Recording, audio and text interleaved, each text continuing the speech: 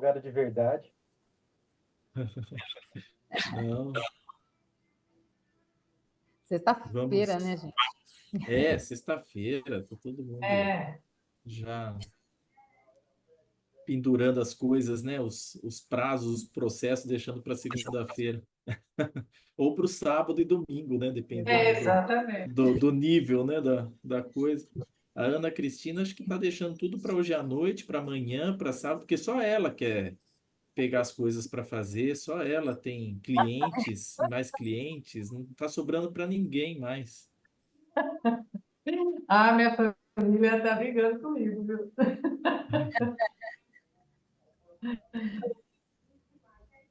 Vamos lá. Ani, tem mais gente na sala aí esperando, aguardando?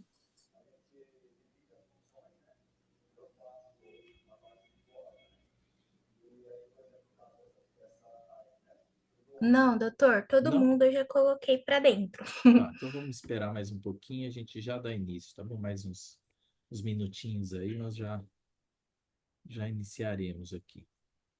Ok. Ô, Cris, e você está dando aula na pós agora não? Não, agora não, assim, tô... É assim, eu dou aula em pós-graduação fora, assim, né, em outros lugares, mas na ESA eu não estou, agora, por enquanto, pelo menos, e na PUC eu coordeno, na verdade, um curso em parceria, né, da PUC Paraná com a PUC Campinas, que é um curso novo, que está sendo oferecido na área de Direito Digital, e aí, por enquanto é isso. Aí tem umas aulas aí em pós fora, né? Um lugar, em outro que aparece. Em Goiás, né? Vai até para Goiás. Vou, eu tenho algumas aulas regulares até lá. É? Nossa. Sim. Aí umas 2 ou 3 vezes por semestre eu viajo para lá para algumas aulas também, que é sexta noite e sábado o dia inteiro, né? E aí volto no sábado. E assim caminha. Mas Assim, vamos dar início, então. Aí as pessoas que forem entrando vão acompanhando depois aí. Bom, boa tarde a todas, a todos. Agradeço muito a presença e participação de todos vocês. Hoje nós estamos aqui com a Comissão também de Direitos da Criança e do Adolescente como apoio à nossa palestra. Tem alguém aqui da Comissão de Direito da Criança e do Adolescente? Se tiver, por favor, pode abrir o microfone aí e falar alguma coisa, tá bom? Mas quero agradecer a doutora Cristiane, que mais uma vez atendeu o nosso convite para poder fazer essa palestra para a gente hoje aqui. Agradecer muito a presença da doutora Valéria também, Valéria Reane, que é presidente da Comissão de Privacidade e Proteção de Dados, que está ali, firmona. Rodrigo, nosso vice-presidente. Ana Cristina Oliveira, secretária, que nos ajuda bastante aqui na condução dos trabalhos, né, da Comissão de Direito Digital. Agradecer toda a diretoria da OAB, na pessoa da doutora Luciana Freitas, que sempre apoia esses eventos, sempre participa quando possível, e toda a diretoria da OAB também. E não poderia deixar de falar das meninas aqui, né, da comissão, né, o staff, né, da comissão aqui, a Anne, a Andressa e todos que participam também aí de uma forma direta e indireta para que os eventos possam acontecer. Então, mais uma vez, obrigado, viu, Cristiane, por aceitar o nosso convite. E eu vou passar a palavra para a Ana Cristina, e ela vai fazer a leitura do breve currículo aí da doutora Cris, e depois nós já vamos dar continuidade para poder não avançar muito também no horário aí, porque a Cris acho que tem compromisso também à noite aí. Então vamos lá. Ana, faz favor de continuar aí com a leitura do currículo da doutora Cristiane, por favor. Pois não. Boa tarde a todos. Eu vou fazer a leitura do currículo da doutora Cristiane, professora Cristiane Pegorari Conte. Ela é advogada, doutora em Educação pela PUC Campinas, mestre em Direito da Sociedade da Informação pela FMU São Paulo. Ela é professora de Direito Penal e Processual Penal da PUC Campinas, coautora de livros sendo crimes ambientais e crimes no meio ambiente digital e da sociedade da informação, ambos pela editora Salar. A doutora Cristiane Pegorari também é membro efetivo da Comissão de Direito Digital de Campinas. Eu agradeço desde já, juntamente com a comissão, a presença da doutora aqui e passo a palavra para o início da palestra. Muito obrigada. Bom, eu quero agradecer, né, mais uma vez a oportunidade de estar aqui, né, de participar de uma reunião debate dessa comissão da qual eu faço parte e tenho muito orgulho disso. Então, muito obrigada mais uma vez pelo convite. Espero que o material que eu preparei, né, inclusive já disponibilizei para o Dr. Carlos seja útil, né, tanto para a Comissão de Direito Digital, quanto para a comissão que trabalha a questão dos direitos da criança e do adolescente.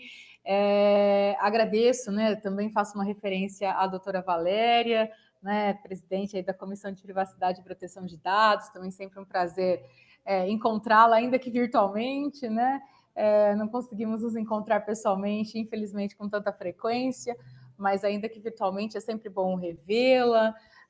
Rodrigo, né, vice-presidente da comissão, também sempre participativo, sempre presente nas atividades, nas palestras que eu acabo aqui ministrando na UAB. Então, é sempre uma alegria estar aqui e encontrar pessoas tão queridas. Muito obrigada, Ana. Enfim, todo o suporte da UAB, da ESA Campinas.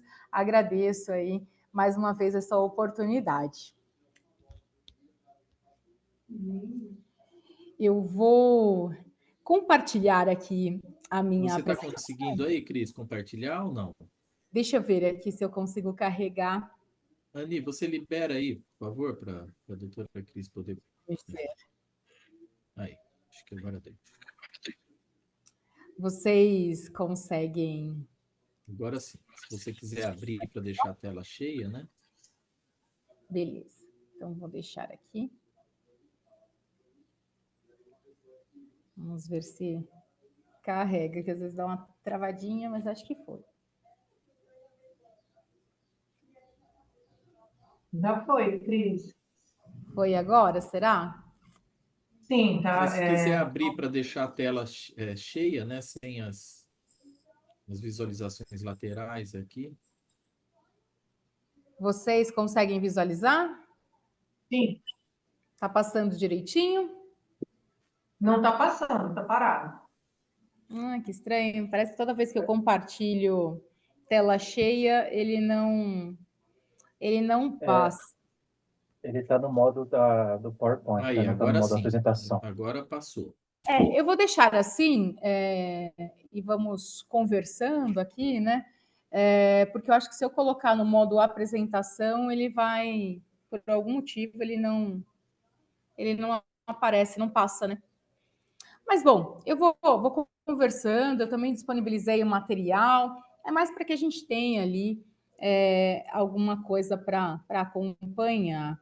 Vocês conseguem visualizar da forma como está? Sim ou não? Sim, estamos vendo. Está na legislação protetiva.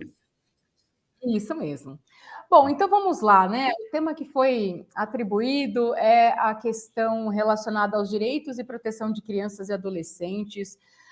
Nos últimos tempos, né, nós estamos presenciando, né, uma produção legislativa bastante considerável que visa incrementar a proteção dos direitos de crianças e adolescentes, algumas questões relacionadas à internet, outras não necessariamente, mas tem sido uma tendência o enrijecimento da legislação relacionada a situações de violência, e aí violência de todas as formas, né? Sexual, patrimonial, física, psicológica, moral e assim por diante, relacionadas às crianças e adolescentes. Então, aqui eu parto, evidentemente, de um documento internacional que é um dos mais importantes, né? A Convenção Internacional dos Direitos Humanos de 1989, ela foi internalizada, ratificada pelo Brasil na década de 90, ela influencia a própria estrutura do Estatuto da Criança e do Adolescente, que também é da década de 90, né?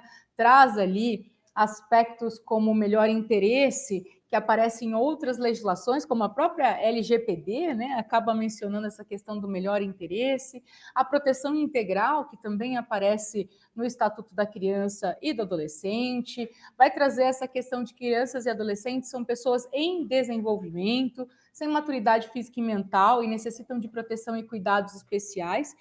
Então, ela acaba influenciando a nossa legislação no sentido de que crianças e adolescentes são pessoas em condição especial de desenvolvimento, né? Pessoas em desenvolvimento, que é o critério biológico. E bem por isso também crianças e adolescentes, né? Pensando aí na questão dos atos infracionais, são inimputáveis pelo direito penal, né? Então, elas não se submetem aí à aplicação do Código Penal, enfim, à aplicação de pena, porque estão aí dentro dessa condição especial. Além disso, também se avalia essa questão da condição especial para garantir ali, de uma forma um pouco mais efetiva, a questão da dignidade dessas crianças e adolescentes. Então, esse documento internacional ele vai falar do direito à vida, educação, saúde, segurança, e ele acabou influenciando aí bastante o Estatuto da Criança e do Adolescente, que é a legislação aí da década de 90, que está vigente, com algumas alterações, inclusive algumas bem recentes,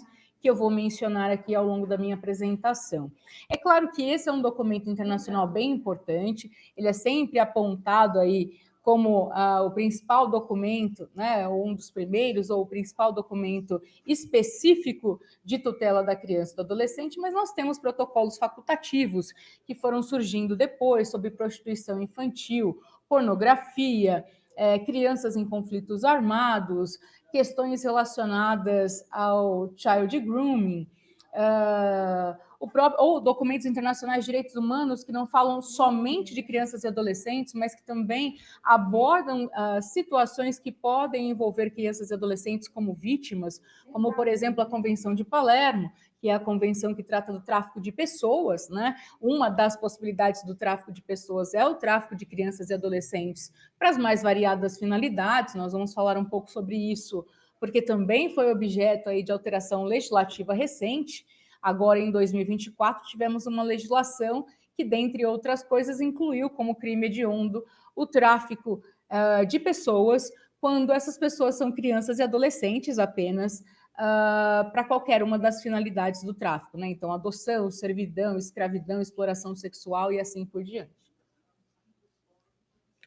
Então, é claro, nós temos aí uma série de documentos internacionais, né, que vão permear e que vão influenciar também a nossa legislação e a nossa produção legislativa mais atual, inclusive.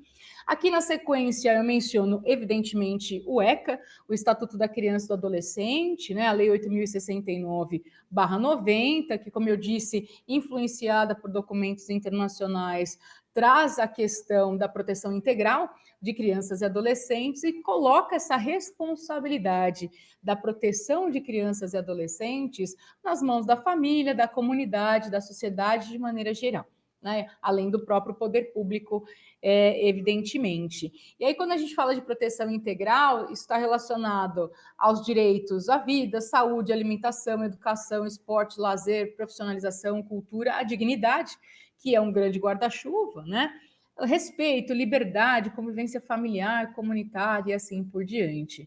Então, eu tenho uma série de situações, olhando pela perspectiva criminal, que estarão relacionadas aí a esse direito de segurança e de proteção à dignidade, à vida e à saúde física e mental de crianças e adolescentes. Existem várias legislações que nós podemos mencionar aqui, eu vou mencionar algumas mais específicas, e alguns crimes estabelecidos na nossa legislação de maneira geral. Pornografia infanto-juvenil, o crime de maus tratos, o estupro de vulnerável, a lei de tortura, né, que tem ali também uma disposição específica que pode ser aplicada em relação a crianças e adolescentes, o bullying e cyberbullying, que foi inserido recentemente na legislação, a perseguição, que também tem uma causa de aumento específica ali, quando a vítima é criança e adolescente. Então, a criança e adolescente é tida, né, ou são tidos ali como vítimas mais vulneráveis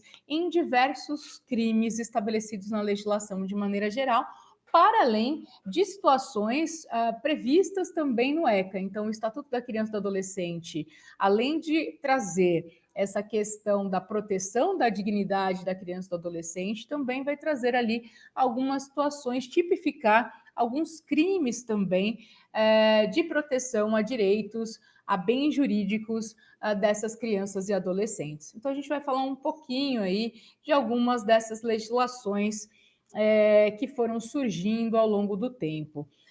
Eu menciono na sequência do ECA a Lei Henri Borel. Então, nós vamos perceber que várias dessas legislações, infelizmente, acabam surgindo a partir de casos de grande repercussão, né, que envolvem vítimas, crianças e adolescentes. É o caso da Lei Henri Borel. O caso desse menino estimulou a produção legislativa da Lei 14.344. Essa lei é uma lei importante, ela vai falar dos mecanismos de prevenção e enfrentamento à violência doméstica e familiar contra a criança e adolescente, vai definir o que é violência doméstica e familiar contra criança e adolescente, vai mencionar, né, medidas de proteção a essas crianças e adolescentes. Então, a estrutura da Lei Henri Borel é bastante parecida com a estrutura da Lei Maria da Penha, né, que é a legislação de violência doméstica e familiar contra a mulher. Não é uma legislação que tipifica condutas, mas é uma legislação que prevê medidas de proteção em situações de violência doméstica e familiar contra criança e adolescente. Então, eu coloquei aqui como exemplo, né, o artigo 15 da Lei Henri Borel vai falar sobre as medidas protetivas de urgência, né, que podem ser aplicadas ali em relação à criança e o adolescente que esteja num contexto de violência doméstica e familiar. Então, eu posso ter, vejam como é parecido com a Lei Maria da Penha, né? Apreensão imediata de arma de fogo sob a posse do agressor, comunicação ao Ministério Público para adotar providências cabíveis, encaminhamento do responsável pela criança ou adolescente a um órgão de assistência judiciária, conhecer do expediente do pedido de decidir sobre medidas protetivas de urgência, como afastamento do lar do agressor, suspensão de visitas, colocação em família substituta. Então, tem ali uma série de medidas que vão no sentido de salvaguardar a integridade física e psicológica daquela criança ou daquele adolescente que está numa situação de violência, bem parecido com o que existe na Lei Maria da Penha, né? Uma outra legislação, enfim, relativamente recente, é a Lei 13.010, de 26 de junho de 2014, também uma legislação que tem nome, né? A Lei do Menino Bernardo, também um menino que foi vítima de violência doméstica e familiar. É uma legislação que também não é criminal, mas que pode ter relação com questões criminais, uma vez que ela menciona, né, a questão dos castigos físicos, né, tratamentos cruéis, degradantes, sob forma de correção, disciplina, educação ou qualquer outro pretexto por parte dos pais, integrantes da família, responsáveis, agentes de execução de medida socioeducativa, então, inclusive num contexto de Fundação Casa, né? E aí vai definir o que se considera ali castigo físico e tratamento cruel. Então, castigo físico, né? Qualquer uso de força física, sofrimento físico, lesão, tratamento cruel, degradante, humilhação, ameaça, ridicularização. Então, não é uma legislação criminal, mas pode dialogar com a legislação criminal, porque uma vez constatada uma situação como essa, eu posso ter uma responsabilidade criminal por crime de maus tratos, crime de lesão, que inclusive tem uma causa de aumento quando a vítima é menor de 14 anos, e outras ali, as situações que essa legislação prevê. Ela não é criminal, mas ela prevê algumas medidas, né, lá no artigo 18b, que podem ser aplicadas de acordo com a gravidade do caso que envolva ali uma das situações de violência descritas nessa lei. Então, encaminhamento ao programa oficial comunitário de proteção, encaminhamento a tratamento psicológico, psiquiátrica, cursos ou programas de orientação, advertência e assim por diante, que são medidas aplicadas pelo Conselho Tutelar, sem prejuízo de outras providências legais, ou seja, se a situação de violência tiver uma gravidade tal que configure ali um crime, o próprio Conselho Tutelar vai comunicar ao Ministério Público para que tome ali as medidas cabíveis. O Conselho Tutelar tem um papel aí bastante importante na proteção de crianças e adolescentes, às vezes não tão efetivo quanto deveria, mas é um papel importante nos termos da legislação, né? E aí nós teríamos, então, encaminhamento dessa situação ao Ministério Público para tomar as medidas cabíveis relacionadas à eventual configuração de crime. Outra legislação importante que eu menciono aqui é a Lei 13.431 de 2017, é a lei que vai falar do depoimento especial, né? Essa lei do depoimento especial se aplica a crianças e adolescentes que sejam vítimas ou testemunhas de situações de violência. Ela também define no artigo 4º as formas de violência, né, que podem aí eventualmente estar envolvidas ou que estarão envolvidas na situação relacionada à criança e adolescente. Então, física, psicológica, sexual, exploração sexual, tráfico de pessoas, violência institucional, patrimonial. Então, é uma legislação interessante, ela vai dialogar com a Lei Henri Borel também, essa lei de 2022, que é da violência doméstica e familiar contra criança e adolescente. Eu até mencionei aqui um documentário, que é um documentário bem interessante, que vai discutir especificamente, fará uma análise crítica, especificamente da questão da lei, né? Do surgimento da lei do depoimento especial. Esse documentário se chama Ouve, da forma como eu escrevi ali, ouve com H, no sentido de existir, e ouve sem o H, no sentido de ouvir, né, a criança e adolescente. Então, ele vai fazer uma análise crítica sobre essa legislação, vai discutir a efetividade desse depoimento especial. De um lado, ele tem as suas vantagens, né? É muito melhor para a criança ou adolescente ser ouvido com acompanhamento de psicólogos, de uma forma, num ambiente que não é um ambiente ali, né, enfim, de frente para o juiz, principalmente porque muitas das situações envolvem violência sexual, e geralmente quando é violência sexual, não apenas, mas principalmente a vítima é uma menina, né? E aí o constrangimento que seria ali essa menina ser questionada diretamente por um juiz num ambiente que não é um ambiente adequado. Então ela tem um aspecto positivo, mas também o documentário vai discutir outros aspectos, né? A questão de falsas memórias, de eventual influência que essa criança ou adolescente possa ter sofrido, vai discutir o papel do Estado pós-condenação do agressor na proteção dessa criança e adolescente. Então, é um documentário bem interessante para quem gosta dessa temática. Também, em 2017, né, nós tivemos essa lei, 13.441, uma lei que altera o Estatuto da Criança e do Adolescente. Ela vai prever um meio de investigação específico chamado infiltração virtual de agentes. A infiltração virtual é um meio de obtenção de provas, né? A gente sempre não, né? Tivemos aí antes disso a previsão da infiltração de agentes na Lei de Crime Organizado, que é uma lei de 2013. Em 2019, a Lei de Crime Organizado também foi alterada pela Lei Anticrime para prever a infiltração virtual na Lei de Crime Organizado, mas isso não era uma novidade, porque em 2017, antes da Lei Anticrime, o ECA já havia sido alterado para a inserção da infiltração virtual de agentes na investigação de alguns crimes, né? Então, o agente policial se infiltra numa rede social, por exemplo, num determinado ambiente virtual, para verificar se está sendo compartilhado, vendido ali, material de pornografia infanto-juvenil. Então, é uma situação de infiltração virtual que visa ali obter elementos de provas relacionados aos crimes de pornografia infanto-juvenil. Interessante mencionar que, embora a ideia inicial da inserção da infiltração virtual de agentes tivesse sido relacionada à pornografia infanto-juvenil, essa legislação, na verdade, não se aplica apenas à pornografia infanto-juvenil.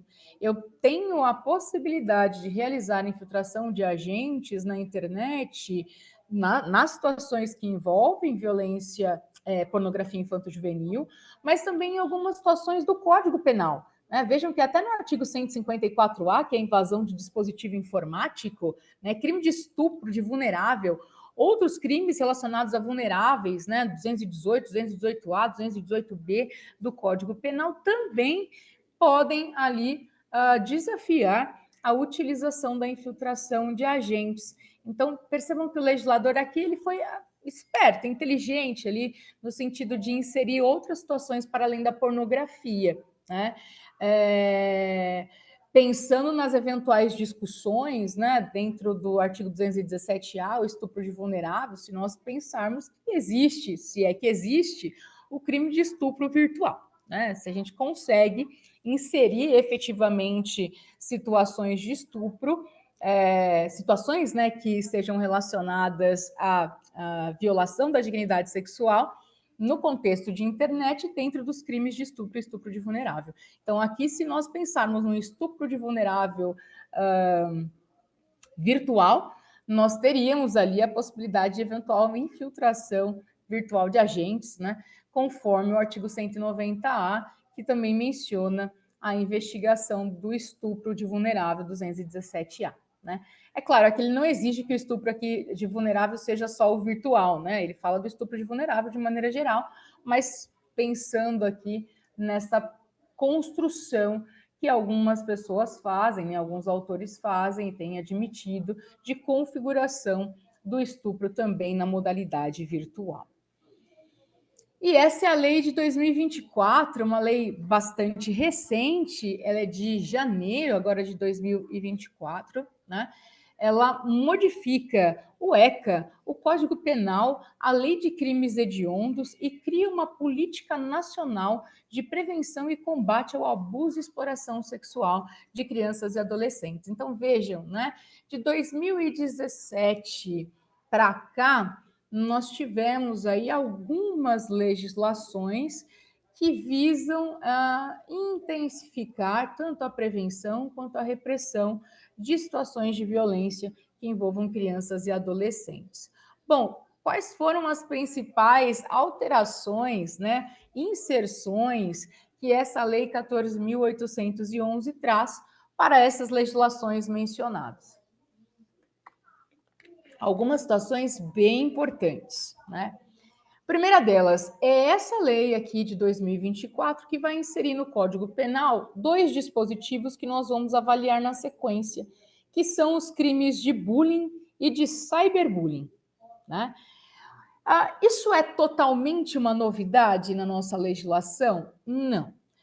Em 2015, nós já tínhamos uma legislação que estabelece a Política Nacional de Combate à Intimidação Sistemática, que é essa lei aqui, a 13.185 de 2015, vai instituir esse programa de combate à intimidação sistemática, portanto, ao que se chama de bullying e cyberbullying. Daqui a pouco a gente volta para ela, mas só para dizer que ela foi a primeira legislação, né, efetivamente abordar isso de forma mais específica, né? Por que de forma mais específica? Porque, vejam, bullying e cyberbullying são palavras em estrangeiro, né, em inglês, que não tem tradução literal para o português. Então, eu posso inserir dentro do contexto de bullying, por exemplo, qualquer situação de violência física, moral, psicológica, sexual e assim por diante, desde que seja uma prática reiterada, porque a gente está falando de intimidação sistemática, né? Perseguição, né? Então, eu já poderia, independentemente de uma legislação específica, a depender da gravidade do comportamento, do resultado que ele ocasionasse, inserir isso dentro de tipos penais já existentes. Lesão corporal, né? Ameaça, enfim, né? E outras situações que também foram sendo inseridas, né? Foram inseridas posteriormente na nossa legislação, né? O crime de perseguição foi inserido posteriormente.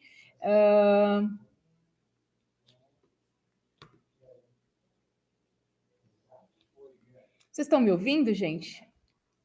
Eu tive a impressão de que parou, não. Tudo certo, né? Tudo certo, Cris. Beleza. Tudo bem, ótimo. Então, vamos seguindo aqui. Então, outras legislações que foram surgindo, né, foram sendo inseridas aí no nosso Código Penal, enfim, na nossa legislação penal, já permitem ou já permitiam o enquadramento de situações mais graves. Mas ela é a primeira lei que vai trazer definição. Ela vai trazer o conceito do que se considera bullying e cyberbullying dentro da nossa legislação, e isso é interessante para nós olharmos, principalmente a partir de 2024, que passamos a ter um crime, efetivamente, né, especificamente de bullying e cyberbullying. Então, será que essas definições que essa lei de 2015 traz, que é uma lei de política, não é uma lei criminal, elas servem ou nos ajudam a entender a redação do crime de bullying e de cyberbullying, que são crimes bem abertos e não poderia ser de outra forma, dada a amplitude do conceito dessas palavras. Mas, enfim, a gente volta a falar sobre isso. Então, 2015, essa lei foi a primeira legislação específica. Em 2018, tivemos uma mudança na Lei de Diretrizes e Bases da Educação Nacional, atribuindo às escolas a promoção da cultura de paz, medidas de conscientização, prevenção, combate aos mais diversos tipos de violência, dentre os quais as situações envolvendo bullying, bullying e cyberbullying, né? Inclusive determinando que os estabelecimentos de ensino promovessem ali medidas de conscientização, prevenção e combate a todos esses tipos de violência. E isso é muito interessante porque a lei de 2024 também reforça isso. Então, essa lei de 2024, ela deve ser analisada de forma integrada, né, com a lei de 2015 e com essa mudança na lei de diretrizes e bases da educação nacional, também relacionada ao bullying e cyberbullying, né? Aqui, essa lei, então, de 2015 vai trazer algumas definições, né? Geralmente o bullying e o cyberbullying está atrelado a comportamentos infanto-juvenis, muito embora o Código Penal, nesse novo crime que nós vamos verificar agora na sequência, ele não seja específico para esse contexto escolar, então, tecnicamente, qualquer pessoa pode ser vítima do crime de bullying e cyberbullying instituído por essa lei de 2024. Então, geralmente, a gente fala do bullying e cyberbullying, em especial o bullying, num contexto escolar, né, relacionado a um contexto acadêmico escolar, por conta da diversidade, das tensões que esse ambiente pode trazer, mas não necessariamente isso vai acontecer só no ambiente de escola. Eu posso ter uma situação de bullying ou de cyberbullying num contexto universitário, por exemplo, né, no ambiente de universidade? Posso, né? Geralmente, o bullying e cyberbullying vão trazer, né, características próximas do agente e da vítima. Por isso que quase sempre a gente pensa num comportamento infanto-juvenil. Mas ele pode acontecer fora, né, desse contexto. E aí, pensando, inclusive, que em pensar que é um comportamento infanto-juvenil, a gente tem que pensar também na responsabilidade desse agressor, né? Se ele é adolescente e se a vítima também é adolescente, ainda que ele pratique o crime específico previsto no Código Penal, ele não vai responder de acordo com o Código Penal. Ele vai responder de acordo com o Estatuto da Criança e do Adolescente. Vejam, ele é uma pessoa em desenvolvimento, tanto quanto, né, o agressor aqui é uma pessoa em desenvolvimento, tanto quanto a vítima. Se nós pensarmos nesse comportamento, né, no bullying como um comportamento ocorrido num contexto escolar, ocorrido aí relacionado a crianças e adolescentes. Então, essa criança ou esse adolescente que eventualmente praticar o bullying ou cyberbullying não vai submeter a esse tipo penal. Por quê? Porque ele pratica uma situação análoga a ato infracional e, portanto, a responsabilidade dele será a responsabilidade do ECA, que é ali a aplicação de medidas socioeducativas, né? Não a aplicação de pena, como acontece para quem tem mais de 18 anos, né? A amplitude desses termos, como eu já mencionei, gerava discussão sobre diversas tipificações possíveis, ainda gera. Nós vamos ver que o crime específico não resolve o problema, inclusive ele é um crime subsidiário, né? Ele só será aplicado se não configurar uma situação mais grave. Então, ainda temos discussões aí sobre as várias possibilidades de tipificação, e a possibilidade de concurso, inclusive, de crimes, a depender das situações de violência praticada. Eu poderia ali ter mais de um crime. Por exemplo, perseguição não é um crime subsidiário. Ele é um crime que permite a cumulatividade com outros crimes. Então, se eu pratico perseguição, stalking ou cyberstalking, e uma situação ou outra de violência, uma lesão, uma invasão de dispositivo informático, eu tenho a possibilidade de cumular essas duas responsabilidades, esses dois crimes. Aqui, o artigo 2º dessa lei de 2015 vai trazer o que se considera bullying, né?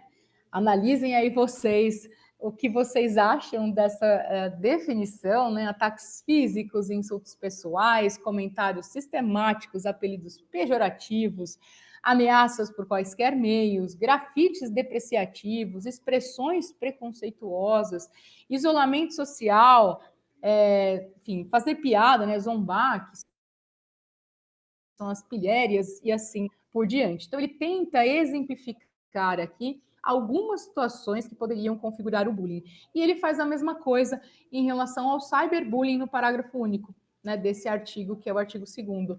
Ele vai dizer, utilizar, né, a intimidação sistemática que se utiliza da rede mundial de computadores, utilizando instrumentos que são próprios. Então, depreciar, incitar violência, adulterar fotos, dados pessoais, com o intuito de criar meios de constrangimento psicossocial. Então, percebam que algumas dessas situações a gente também já consegue pensar, né, crimes que surgiram depois dessa lei, como, por exemplo, a questão da adulteração de fotos, né, que é o registro ali, a foto ou videomontagem, né, que possa colocar, por exemplo, alguém numa situação de íntima, de nudez, de pornografia, né, que é o 216B do Código Penal, uma situação que foi inserida no Código Penal em 2018 apenas, né?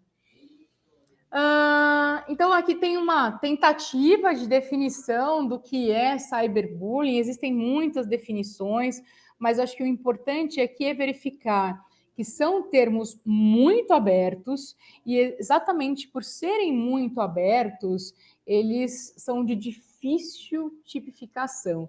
Então, é óbvio que o legislador, de qualquer forma, teria ali dificuldades para estabelecer uma definição legal, né, uma tipificação ali legal a respeito desse comportamento. Bom, aqui o artigo 3º vai trazer também alguns exemplos de violência relacionadas ao bullying. Então, eu coloquei 2 aqui, como a psicológica, que é perseguir, amedrontar, aterrorizar, intimidar e assim vai. E a virtual. E aí eu destaco a virtual por conta da redação do tipo penal também, que nós vamos ver, que é depreciar, enviar mensagens intrusivas da intimidade, enviar ou adulterar fotos e dados pessoais que resultem em sofrimento, ou com o intuito de criar meios de constrangimento psicológico e social. Nitidamente aqui, mais uma vez, a gente tem várias possibilidades, na verdade, de enquadramento típico a partir de uma definição dessa lei de política, né, de Programa Nacional de Prevenção ao bullying, ao cyberbullying. Bom, acho que nós vimos até agora algumas dessas legislações, vamos continuar explorando em especial essa lei de 2024, que é a mais recente e que traz pontos aí bastante discutíveis, mas a grande questão que eu coloco agora, depois de termos visto algumas dessas legislações mais recentes sobre proteção de criança e adolescente, e pensando na produção legislativa de maneira geral, precisamos de mais leis sobre o tema, né? Essas modificações legislativas recentes, serão elas efetivas? Né? Será que a gente precisa da via do direito penal ou de novos tipos penais específicos, como o bullying e o cyberbullying, que foi criado aí em 2024? Ou eu já conseguiria resolver essas questões com base em legislações já existentes, crimes já existentes? É claro que quando eu sempre quando eu penso em crimes praticados nesse contexto de internet, eu penso nas consequências que esse ambiente acaba trazendo, né, para as vítimas, que são consequências maiores, tendo em vista a possibilidade de anonimato, a replicabilidade da informação, o alcance, a perpetuidade ou a permanência dessa informação na rede, né? A gente não tem direito ao esquecimento da internet, colocou alguma coisa na rede, acabou. Perdemos o controle a respeito daquela informação. Então, tudo isso faz com que comportamentos praticados nesse ambiente tragam consequências muito mais graves para as vítimas. Agora, será que a nossa legislação ela vem sendo adulterada, né, modificada de forma interessante, efetiva? Será que eu preciso, de fato, de mais tipos penais? Será que essa é uma questão que eu resolvo pelo direito penal ou eu devo pensar em outros caminhos? Então, apenas uma reflexão aí, antes de entrar efetivamente no crime de intimidação sistemática. Esse é o artigo 146-A, inserido agora em 2024, no capítulo 6 dos crimes contra a liberdade individual, seção de número 1 dos crimes contra a liberdade pessoal.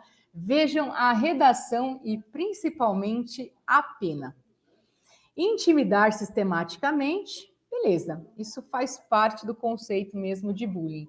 Individualmente ou em grupo, mediante violência física ou psicológica, uma ou mais pessoas, de modo intencional e repetitivo, sem motivação evidente, por meio de atos de intimidação, humilhação, discriminação, ações verbais, morais, sexuais, sociais, psicológicas, físicas, materiais ou virtuais. Só não é mais abrangente porque não tinha mais espaço. Porque é extremamente abrangente essa redação legislativa, contrariando a ideia que traz um princípio norteador do direito penal, que é o princípio da legalidade, né? Que a redação de um tipo penal tem que ser clara, objetiva, né? Bem definida. Não é o que acontece aqui. Dentro dessa tipificação do 146-A cabe um monte de coisas. E muitas dessas situações já tipificadas, né, em outros dispositivos. E, além disso, né, ele coloca uma pena de multa. Né? Geralmente, a pena prevista para um crime, né, é uma pena de reclusão ou de detenção, né, portanto, uma pena privativa de liberdade, e multa ou multa. Não é uma técnica legislativa comum que se estabeleça como uma consequência de um crime isoladamente a pena de multa. E ele coloca claramente que esse dispositivo é um crime subsidiário, ou seja, somente aplica o 146-A se ele não constituir um crime mais grave. Então, se eu tiver uma lesão, a lesão é mais grave. Se eu tiver uma tentativa de homicídio, a tentativa de homicídio é mais grave. Se eu tiver uma perseguição, a perseguição é mais grave, porque tem pena privativa de liberdade. Se eu tiver um crime contra um, o crime contra um é mais grave. E assim vai. Ou seja, quais as chances efetivas de se aplicar esse dispositivo? Responsabilidade penal é individual. Eu só posso punir aquele que de fato praticou o comportamento. Se quem praticou o comportamento aqui for uma criança ou adolescente, eu vou aplicar a medida socioeducativa, não vou aplicar a pena de multa. Tá certo? Só teria a possibilidade de aplicar o 146-A a alguém que fosse penalmente imputável, né? E que não tivesse praticado situações de intimidação sistemática com tal gravidade que pudesse ser tipificado em outros crimes, ainda que fossem crimes de menor potencial ofensivo, tá? Porque perseguição tem uma pena máxima de 2 anos. Lesão corporal tem uma pena máxima que também não é superior a 2 anos. Ameaça também é uma infração de menor potencial ofensivo. Então, são crimes mais graves do que esse, mas também seguem sendo infrações de menor potencial ofensivo. Tá certo? Exceto em relação a algumas vítimas, como mulher, criança, adolescente, aí na perseguição, por exemplo, tem um aumento da pena e assim por diante. Mas, no geral, a gente tem várias dessas situações que são mais graves que o 146-A, mas que são infrações de menor potencial ofensivo, porque a pena máxima não ultrapassa 2 anos. Então, fica aí para vocês pensarem, para a gente discutir também depois. O parágrafo único desse dispositivo, também inserido em 2024, vai dizer o seguinte: cyberbullying é o quê? Intimidação sistemática virtual. Se a conduta é realizada por meio de rede de computadores, rede social, aplicativos, jogos online ou por qualquer outro meio, ou ambiente digital, ou transmitida em tempo real. Ótimo! Qual é a diferença, então, dessa parte ali, meios virtuais, para qualquer conduta que seja realizada por meio de computadores, aplicativos e etc. E aí a pena muda consideravelmente, porque aqui eu tenho uma pena de reclusão de 2 a 4 anos, portanto, uma pena privativa de liberdade, a mais grave delas, né? Porque reclusão desafia regime aberto, semiaberto e fechado, e multa, então tem uma cumulatividade ainda com a pena de multa, e ainda assim um crime subsidiário, se a conduta não constituir crime mais grave, como, por exemplo, induzimento, instigação, auxílio ao suicídio, à automutilação, que é o 122 do Código Penal, e outras situações ali que eventualmente possam ser enquadradas aqui nessa intimidação sistemática virtual, né? Então, vejam que são 2 tipos penais, né? Enfim, o parágrafo único é uma ação autônoma, né? Tem uma pena autônoma, 2 tipificações aí bem difíceis, né? Bem abrangentes, e que eu considero aí de difícil aplicabilidade. Ou a gente aplica para tudo, ou não aplica para nada, né? Então, sob o pretexto de proteger de forma mais intensa, isso já aconteceu antes, né? O crime de violência psicológica contra a mulher, que é o 147B, tem uma redação extremamente aberta. É também um crime subsidiário. Então, o legislador traz sob a perspectiva de maior proteção, na verdade, ele não está trazendo maior proteção, ele está inserindo um tipo penal que ou vai ser aplicado a tudo ou não será aplicado, dada a abrangência aí que nós temos em relação a esse tipo penal, né? Então, ele, na verdade, dificulta a vida, né, do juiz, dificulta a vida do advogado, dificulta a vida de todo mundo, colocando aí um tipo penal tão aberto, né?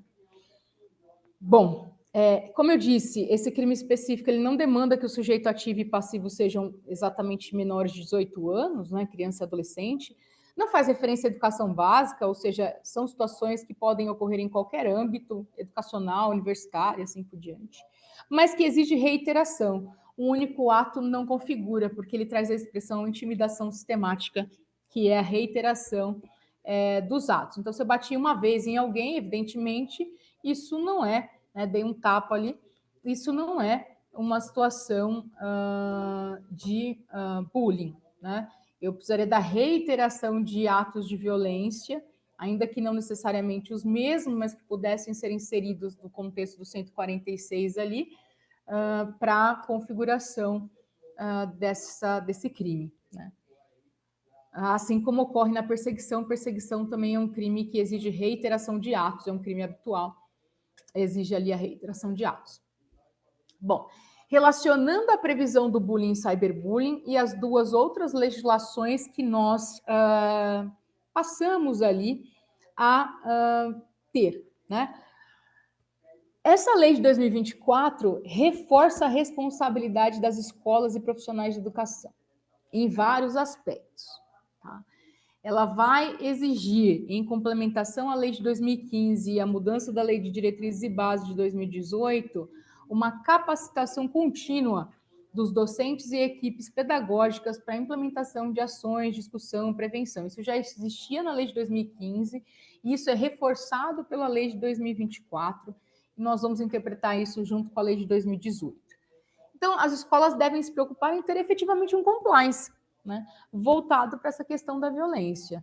Realização de workshops, simulação, especialistas em saúde mental, preparação do corpo docente, revisão e atualização de códigos de conduta escolar, políticas anti-violência, criação de comitês de segurança que incluam pais, professores, alunos, realização de campanhas de conscientização sobre o impacto do bullying, criação de espaços de diálogo, mentorias, enfim, são algumas das sugestões aqui que eu coloco, né, que as escolas vão ter que se preocupar, dada a obrigação legal aqui, que é estabelecida por essa legislação, né? Então, a gente passa ali, né, as escolas passam a ter essa preocupação a mais, né? Não é só uma determinação genérica, agora a gente tem ali um reforço com diretrizes bem específicas como essa, que foi inserida por essa lei de 2024 no ECA. O ECA sofreu alteração em 2024, dentre as quais, né, por essa lei de 2024, dentre as alterações está a inserção do 59A. Instituições sociais públicas ou privadas que desenvolvam atividades com crianças e adolescentes que recebam recursos públicos deverão exigir e manter certidões de antecedentes criminais de todos os seus colaboradores, as quais devem ser atualizadas a cada 6 meses. Estabelecimentos educacionais similares, públicos ou privados, que desenvolvam atividades com crianças e adolescentes, independentemente do recebimento de recursos públicos, deverão manter fichas cadastrais e certidões de antecedentes criminais atualizados de todos os seus colaboradores. Né? Isso é uma medida que o legislador entende como uma medida de prevenção às situações de violência dentro do contexto escolar. Claro que pensando aqui não só em situações de bullying ou cyberbullying, mas situações, por exemplo, que envolvam abuso sexual e outras questões dentro do próprio ambiente escolar, maus tratos, né? Dentro do próprio ambiente escolar, né? Mas, vejam, a escola tem que manter esse protocolo e ter os procedimentos adequados de denúncia, acompanhamento, cumprimento aí das disposições do ECA. Já havia responsabilidade nos artigos 56 e 245 do ECA, a lei de 2024 agrega essa do 59A aí também. Em suma, a lei de 2024, para além de criar o crime de bullying e cyberbullying, vai exigir, né, ações imediatas, mudança de cultura nas escolas, para uma cultura anti-violência, necessidade de implementação de medidas práticas efetivas de prevenção e reação a casos de violência. Qual é o protocolo que a escola adota? Né? Houve ali uma situação de bullying ou cyberbullying dentro do contexto dos estudantes que ali estão, seja uma escola pública ou particular. Qual é o protocolo adotado? Né? Que medidas vão ser realizadas? Qual é a participação ali dos estudantes, dos pais, da rede de proteção nesse processo de construção, prevenção, monitoramento e de ação em caso de violência? Né? Necessidade de formação e capacitação continuada dos educadores e funcionários. Então, vejam aí que a gente tem uma perspectiva de compliance, como eu disse, dentro dessa questão da educação, né, das escolas, reforçada por essa lei de 2024.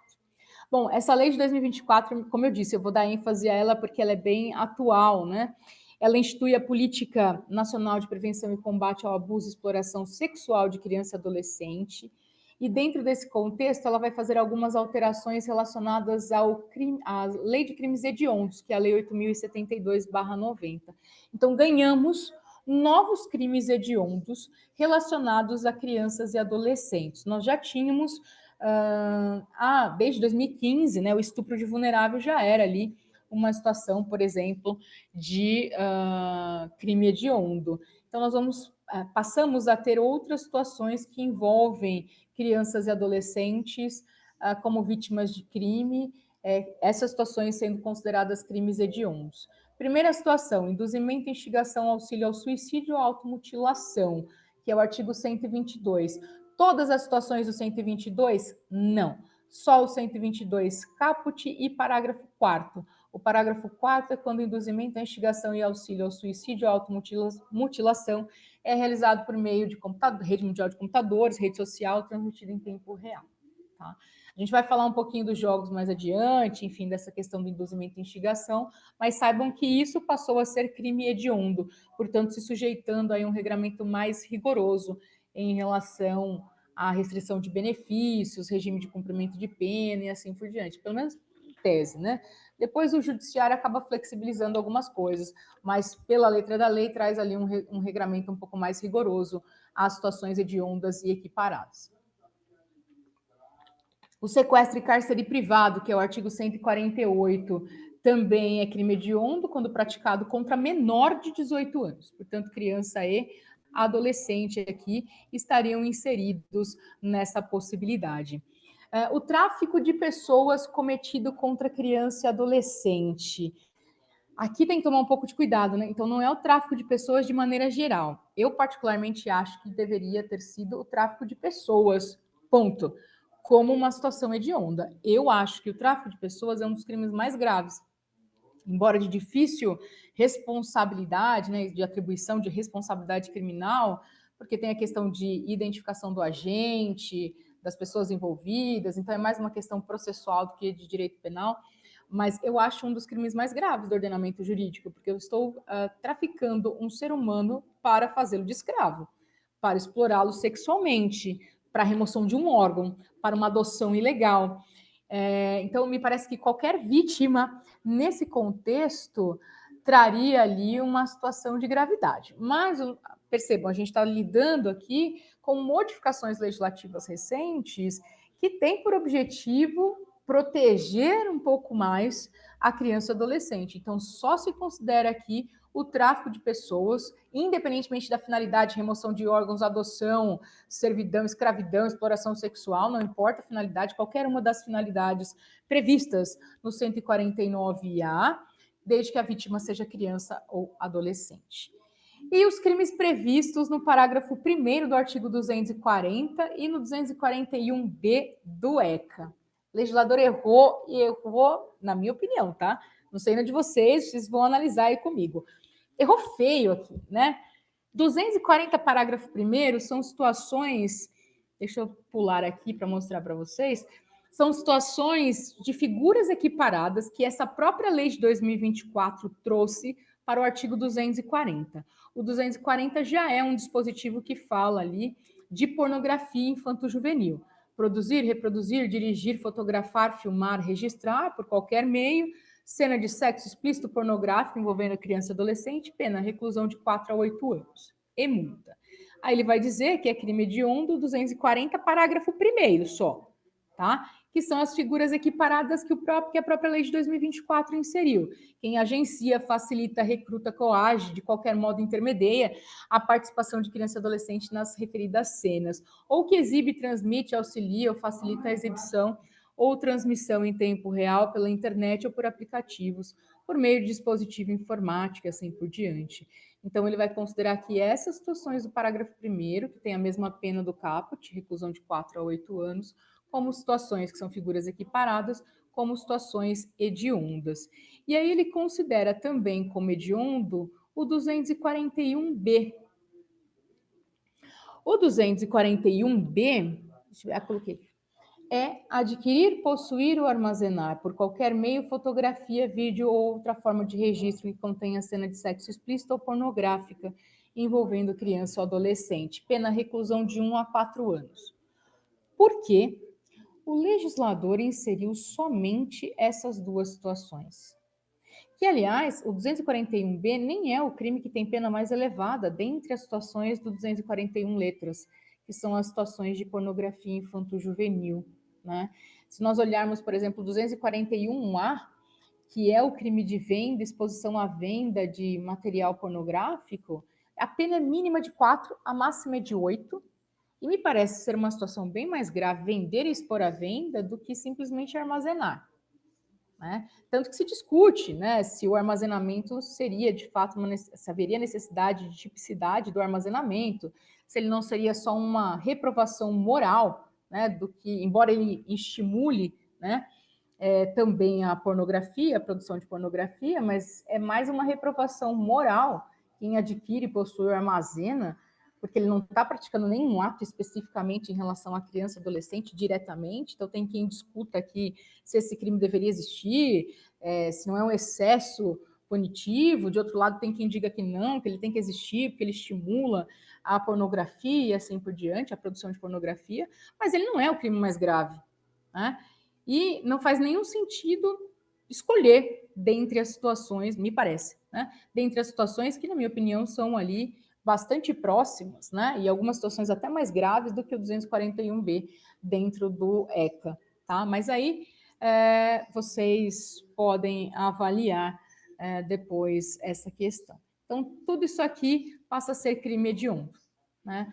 As situações de induzimento, instigação, auxílio ao suicídio, aquelas duas situações específicas, sequestro e cárcere privado, tráfico de pessoas quando a vítima é criança e adolescente, e esses dois crimes do ECA que são relacionados à pornografia infanto-juvenil. A lei de 2024 faz o quê? Criou, como eu já disse, o parágrafo 1º do 240, que não existia, que são as situações que ele também considerou como hediondas, que eu acabei de comentar. Cria o 247, parágrafo 1º, então o 247 já existia, criou um parágrafo 1º, divulgar total ou parcialmente, sem autorização devida, por qualquer meio de comunicação, nome, ato, documento de procedimento policial, administrativo ou judicial relativo à criança e adolescente a que se atribua ato infracional. Incorre na mesma pena quem exibe, transmite imagem, vídeo ou corrente de vídeo de criança ou adolescente envolvida em ato infracional. Isso aqui é para proteger a honra, a imagem, né, a dignidade da criança e adolescente que supostamente tenha praticado um ato infracional. Existe uma disposição bem próxima, bem parecida na lei de abuso de autoridade, né?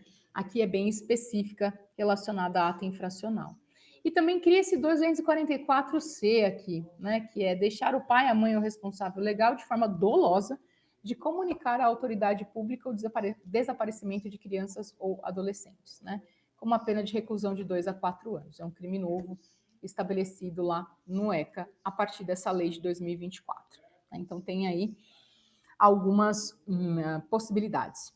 Voltando à questão do bullying e cyberbullying, vou passar aqui por alguns crimes, só porque eu acho que eles são importantes, eles podem acontecer, dentre outros, né? Nem coloquei aqui tortura, maus tratos, né? Maus tratos que é ali um crime de perigo, né? Quando eu tenho um excesso no castigo, nos meios de correção que coloca em risco a integridade física da criança ou adolescente, né? De quem está sob guarda, tutela, vigilância, que é o artigo 136 do Código Penal, a própria tortura, que eu não coloquei aqui, mas que é uma possibilidade de configuração em contexto de violência contra criança e adolescente.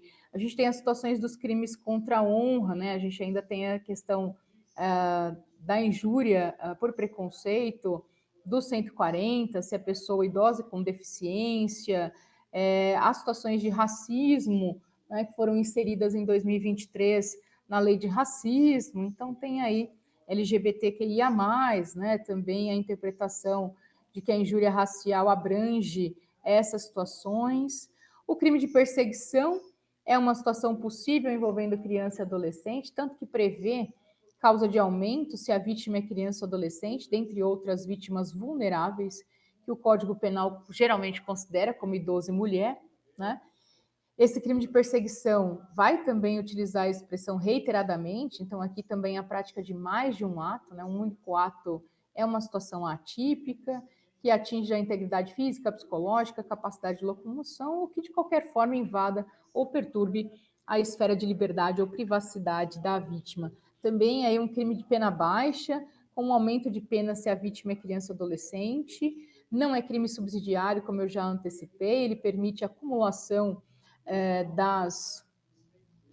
dos crimes, né? Como eu já mencionei aqui.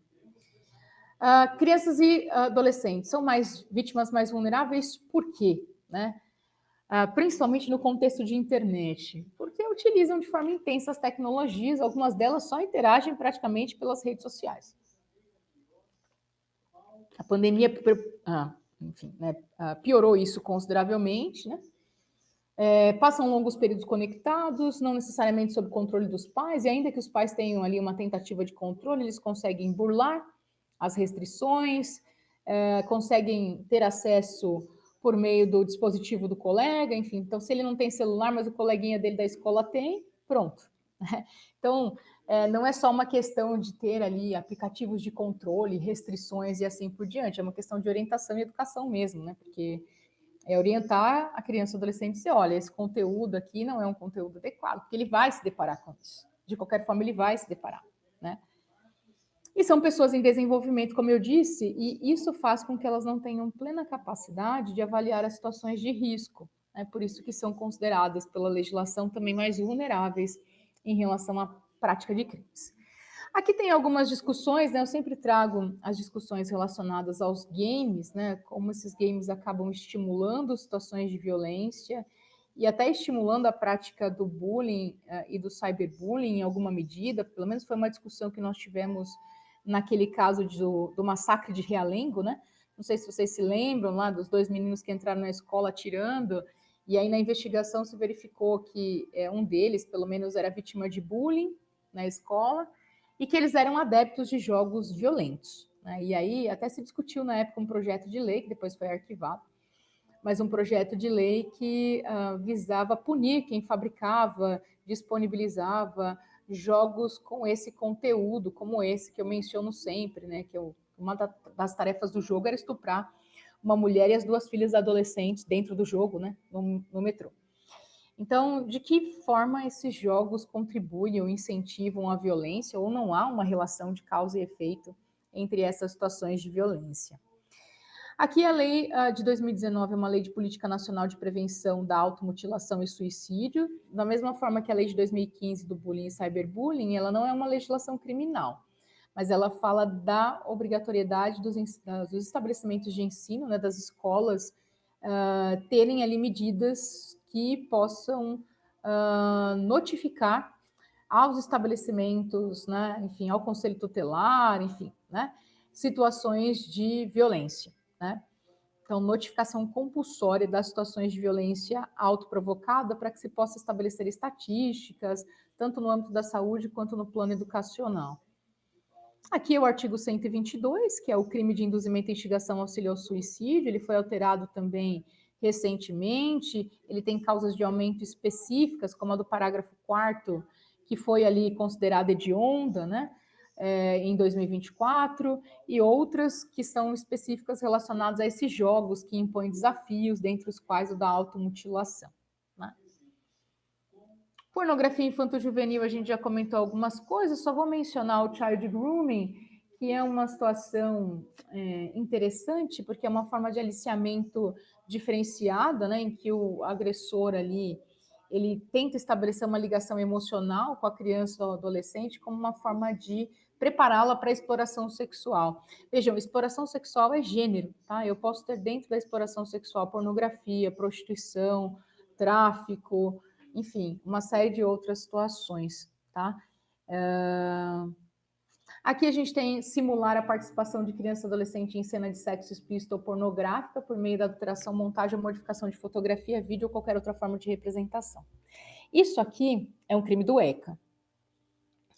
Então eu pego uma foto de uma criança ou adolescente, por exemplo, na rede e faço uma montagem, agora com a inteligência artificial, né? Faço uma montagem e coloco ali numa situação pornográfica, por exemplo, né? Essa é uma situação que a gente tem no 241C, se é criança ou adolescente. Se é adulto, eu tenho 216 parágrafo único, cuja pena máxima é de 1 ano, aliás, né?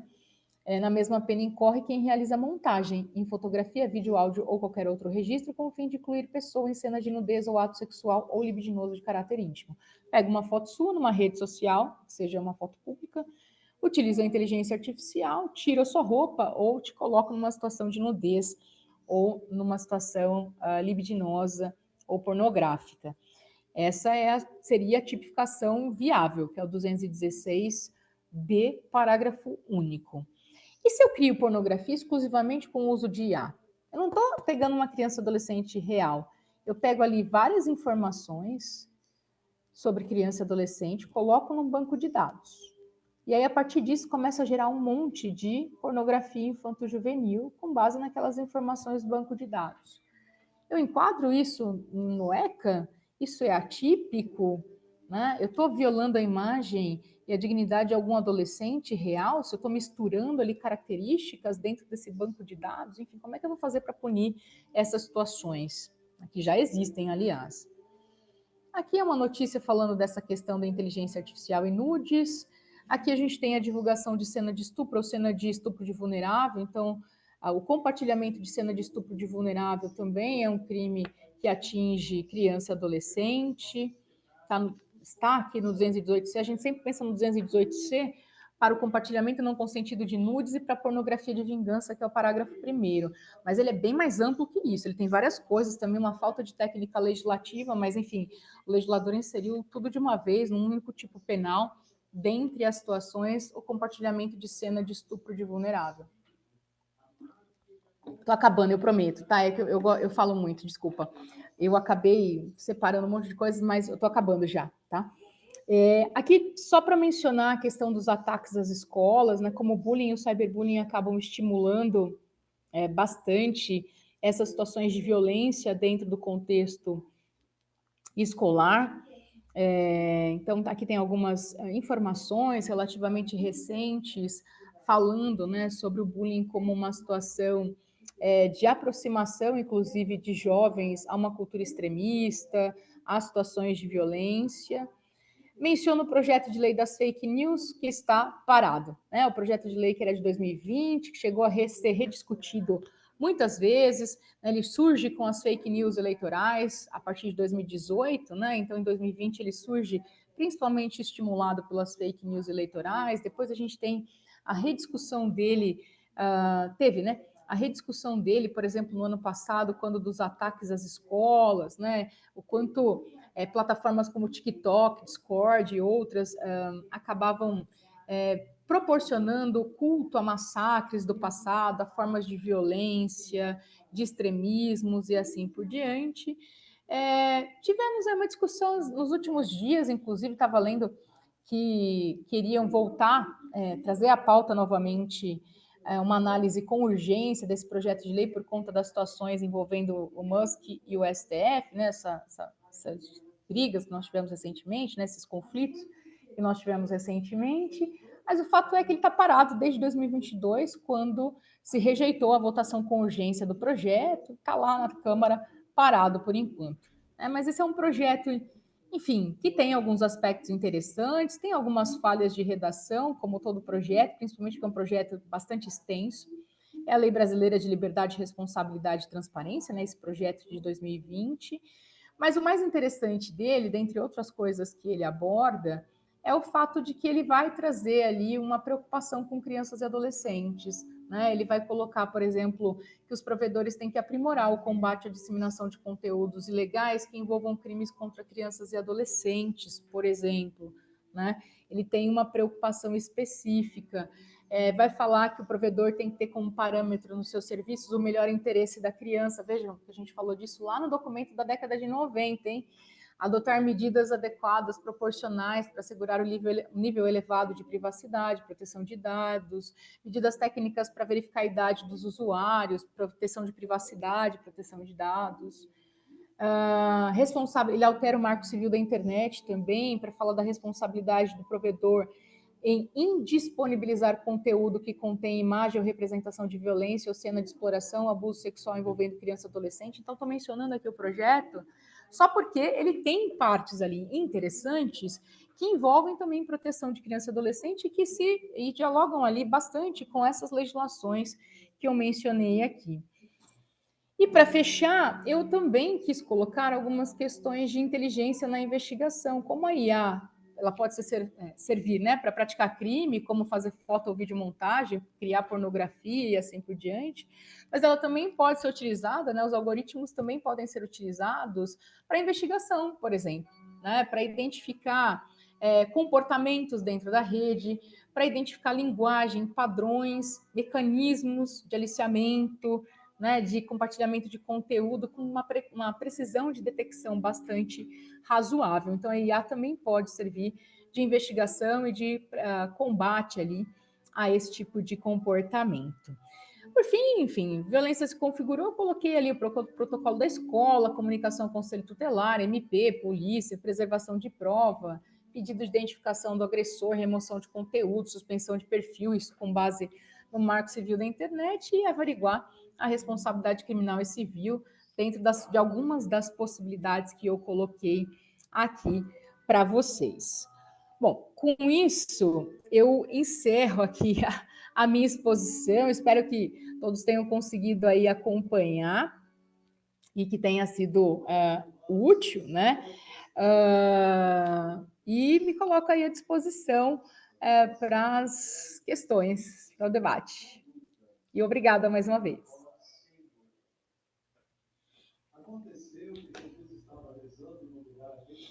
Nossa, Cris, com uma explanação dessa, a gente fica até meio... assim, foi tanta informação que você conseguiu passar num tempo tão curto que a gente até meio fica difícil de debater, né? Por conta de tanta coisa. Mas muita informação. Eu aproveitei, mais uma vez, vou agradecer essa explanação, foi, assim, Eu já brinquei numa outra oportunidade, falei que você tem um fã-clube aqui na comissão, então fui acompanhando as mensagens aqui e todo mundo falando sobre a qualidade do seu ensinamento, né, da sua palestra. Parabéns, Cris, primeiro de tudo.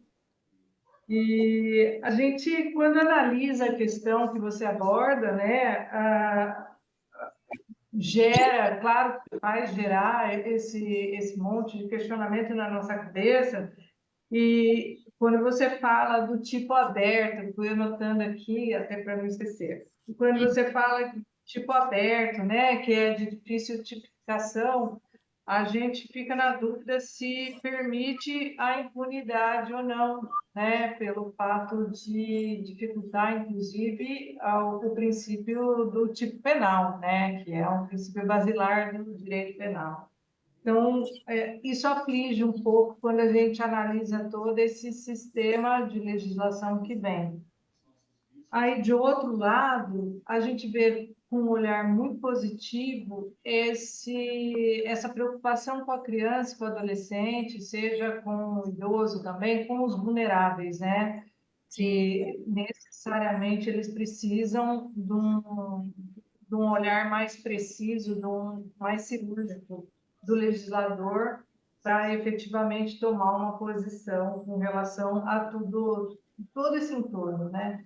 A gente viu essa semana, inclusive, essa questão das bets, né? E eu, como mãe, vejo com muita preocupação tudo isso que vem acontecendo, porque tenho filhos, tenho amigos, né? E aí, eu já, escutando você falar, já fiz esse link com esse PL do fake news, né?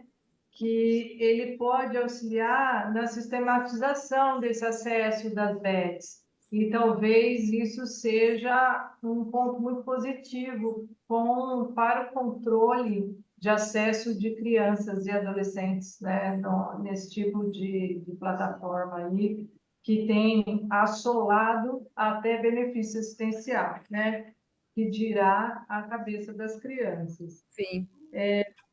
E quando a gente, inclusive, analisa que as crianças de 9 a 17 anos, 95% delas têm acesso à mídia, ao digital, né? Ao mundo digital, como pode ser dito. Então, a gente vê com muita preocupação essa questão da legislação, com duas preocupações: se tudo isso vai funcionar, né? E se efetivamente vai ser levado a efeito na questão, inclusive, da fiscalização. Mas eu, de todo modo, eu agradeço, vou para casa com um monte de questionamento, com um monte de dúvidas e com um monte de respostas também. Quero agradecer mais uma vez. Eu vou passar a palavra para o Rodrigo, que, na qualidade de comentarista, vai poder levar a efeito aqui os questionamentos que foram feitos. Muito obrigada, uma boa tarde, uma boa noite já, né? Boa noite. Obrigada mesmo. Ô, Cris, só pedir, se você puder fechar a apresentação aqui já, para a gente sim, poder claro. abrir a tela toda aqui, por favor. Aí. Claro. Obrigado, Cris. Imagina. Fechou aqui? Pronto? Fechou. Beleza. Ótimo. E por você tem a palavra. Ana, obrigado, viu? Olha, eu só queria, antes de passar para as perguntas, vou fazer só um rápido adendo, porque eu sei que o Carlos gosta muito de me ouvir falar. Eu falei para o meu filho hoje, que ia ter essa palestra e a gente ia falar sobre esse assunto. E quando eu falo que a gente vai tratar de assuntos relacionados ao direito digital e criança, ele começa a ficar preocupado, porque ele já fica pensando qual é a próxima ferramenta dele que eu vou tirar o acesso, né? Mas, em todo caso, ele que se prepare que algumas coisas vão cair. Mas foram feitas algumas perguntas aqui. O Vinícius Vilela, ele perguntou o seguinte: qual é a opinião da professora, né, acerca da responsabilização de organizadores de jogos de azar, né? A gente já falou. Tá Inclusive, Inclusive o jogo do tigrinho, né? Fortune Tiger, né? Sim. Porque as crianças estão expostas a um jogo de azar que em tese, dificulta muito esse controle dos pais, né? Se existe alguma coisa já nesse sentido sendo trabalhada. Olha, é muito difícil, assim, né? Bom, primeiro que, começando, né? Jogos de azar, eles são considerados contravenção penal, né? A gente tem lá uma contravenção penal na Lei de Contravenções Penais, que é uma legislação especial, tipificando essa questão dos jogos de azar. Portanto, contravenção penal é uma infração de menor potencial ofensivo, né? A lei de contravenções penais, também, enfim, a título até de curiosidade, ela só se aplica dentro do território nacional. Então, qual é o grande problema de se responsabilizar por jogos de azar? É que geralmente a plataforma não está aqui, né? Então, já é um entrave em relação à própria contravenção, e lembrando que é uma contravenção, né? Uma infração de menor potencial ofensivo. Mas por que gira tanta discussão em torno da contravenção? Porque a contravenção geralmente é utilizada para outras coisas, né? Para lavar dinheiro e assim por diante.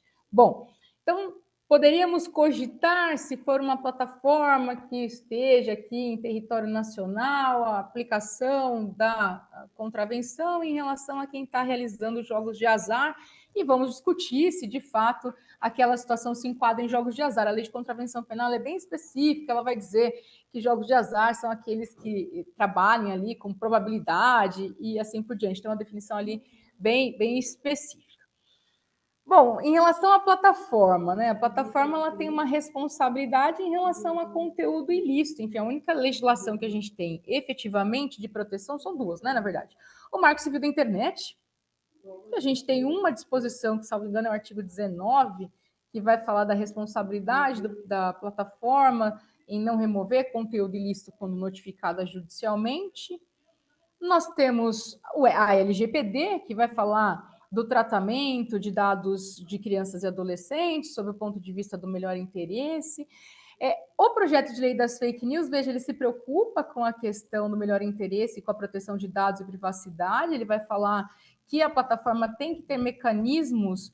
Aí a questão é como, quantos, que tipo de mecanismo e a efetividade desse mecanismo em detectar que quem está acessando a plataforma é uma pessoa menor de 18 anos, né? Mas ele tem essa preocupação. E, tecnicamente, a gente tem lá alguns tipos também no ECA, né? Acho que é 244B, outras situações lá, que vai falar da exposição de criança e adolescente a atividades nocivas, enfim, né? Corrupção ali também de crianças e adolescentes. Então, a gente teria ali algumas tipificações nesse sentido, né? Mas tudo assim meio aberto, né? E de difícil, me parece que, ainda que eu identifique essas responsabilidades e que eu consiga inserir isso dentro dos tipos penais aí mencionados, né? Como é que eu viabilizo de fato essa responsabilidade, né? Se o provedor não está aqui, está fora daqui, já não aplica a lei de contravenções. Ainda que eu aplique outros crimes, como por exemplo crimes do ECA, ou outras situações, né? Como é que fica essa questão da investigação, identificação do agente, produção de provas, isso pensando no aspecto criminal, né? Que eu preciso de materialidade, indício de autoria, assim por diante.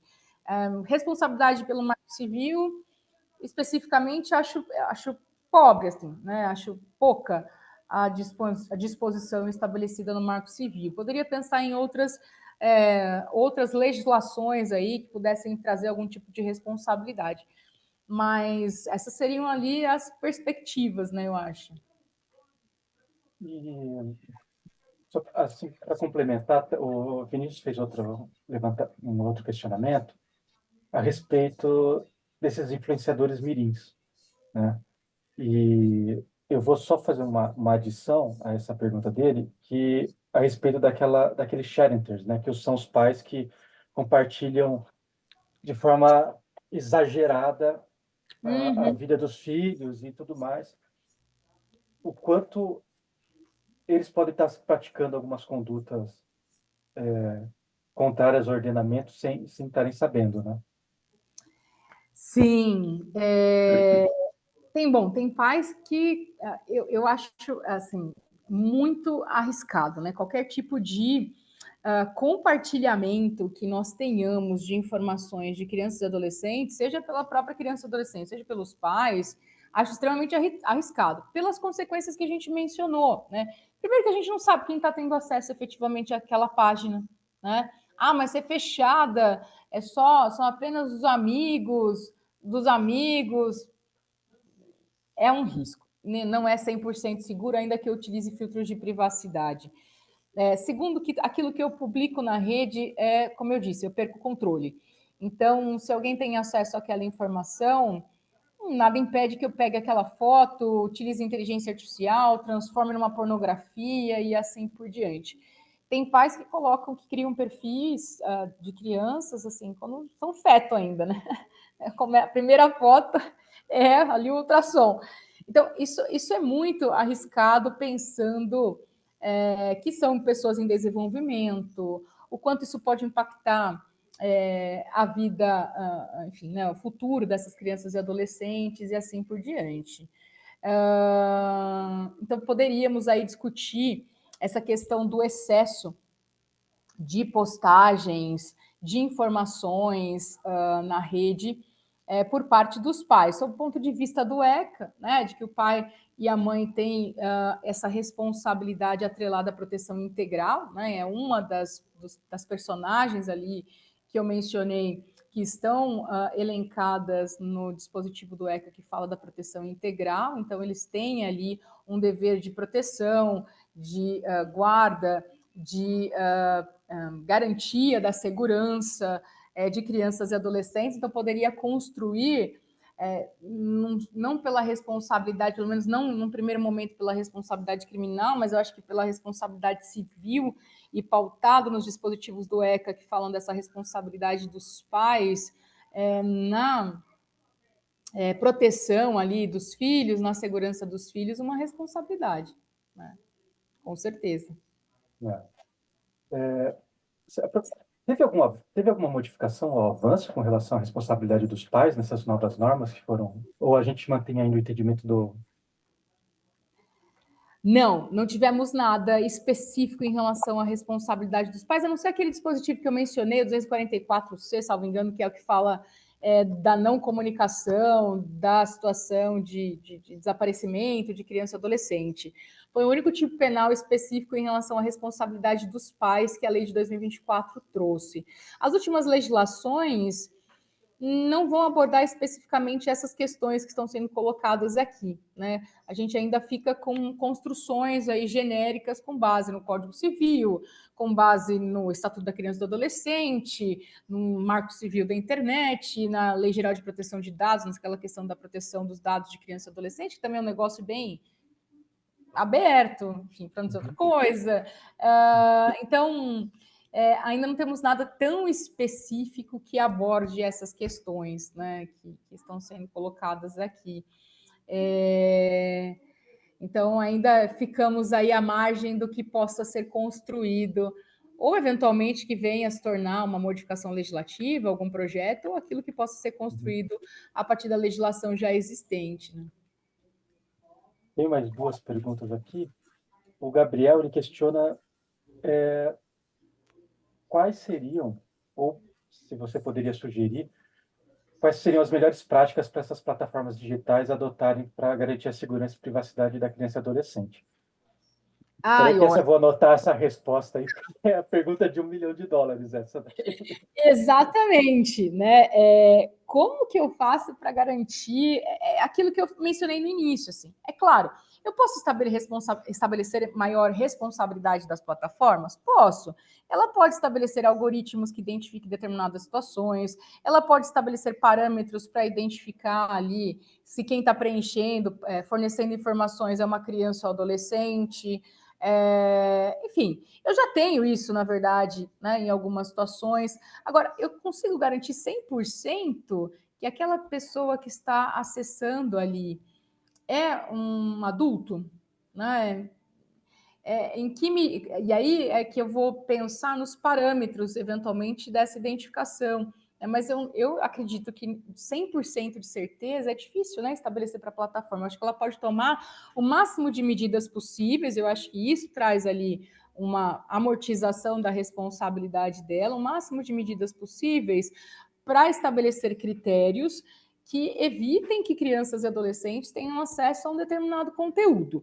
Isso também parte dos pais, né? Como eu disse, os pais também podem estabelecer alguns mecanismos, né, de filtros, de controle, também para minimizar o acesso de crianças e adolescentes a determinados conteúdos.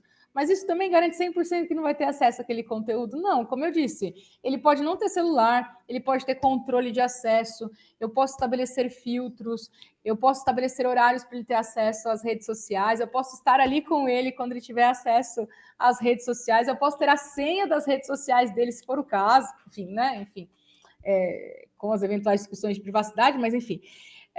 Isso garante 100% que ele não vai ter acesso a um conteúdo que é um conteúdo inapropriado para a idade dele? Não. Se o coleguinha dele da escola tem, ele vai ter também.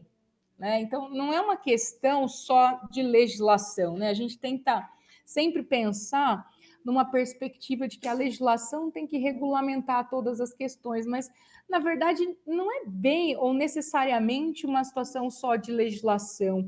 A gente precisa pensar em aspectos relacionados a educação digital, né? Enfim, de orientação mesmo. E às vezes até para os pais, não só para a criança e adolescente. Às vezes os pais não sabem orientar a criança e adolescente porque também não têm conhecimento a respeito de riscos que eventualmente possam ocorrer, né, no contexto do uso da internet. Então, é difícil, assim, é difícil dizer para ele quais são os mecanismos mais efetivos ou o que de fato é, enfim, mais viável ou mais 100%. Não existe nada 100% que a gente possa indicar aqui, né?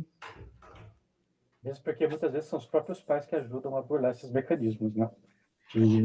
Então, que é o que alguns falam, a criança que tem acesso livre a tudo está ali abandonada digitalmente, né? Como alguns colocam.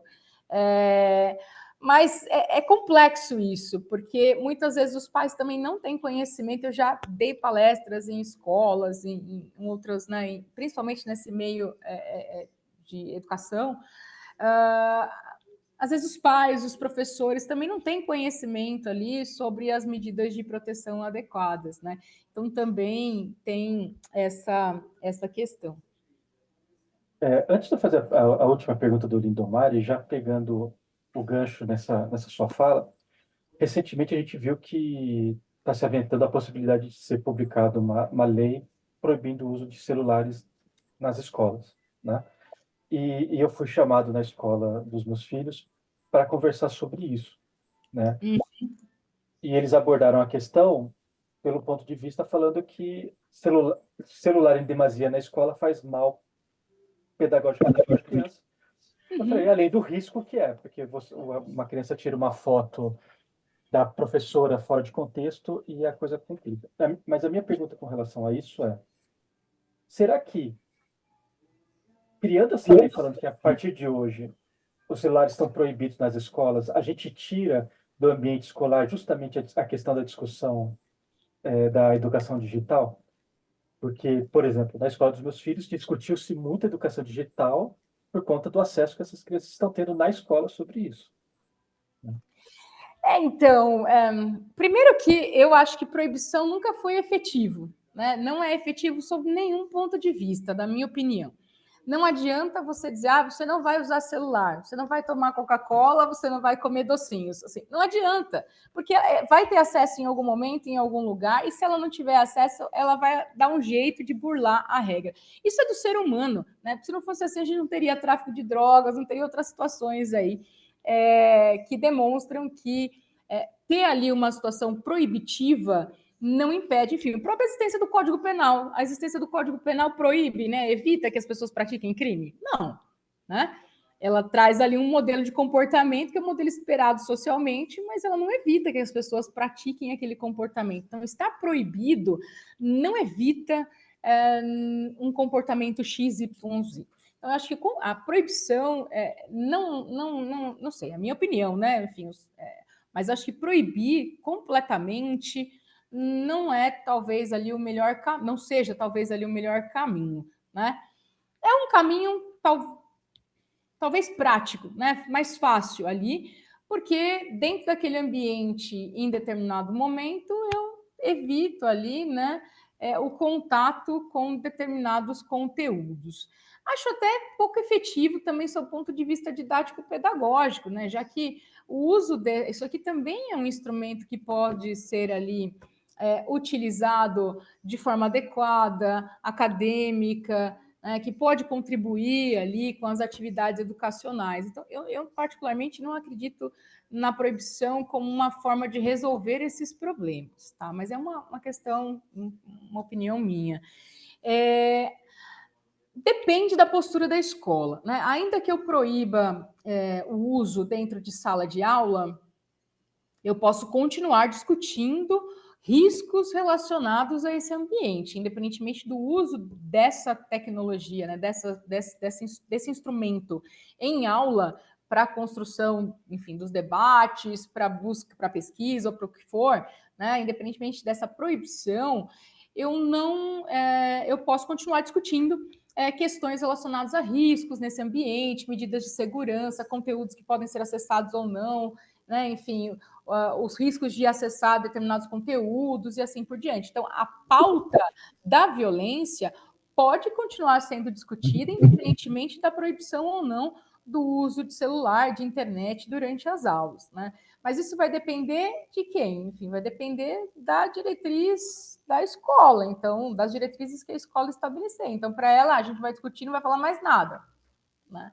Que eu acho que não é ali o que está dentro de uma perspectiva didático-pedagógica correta, né?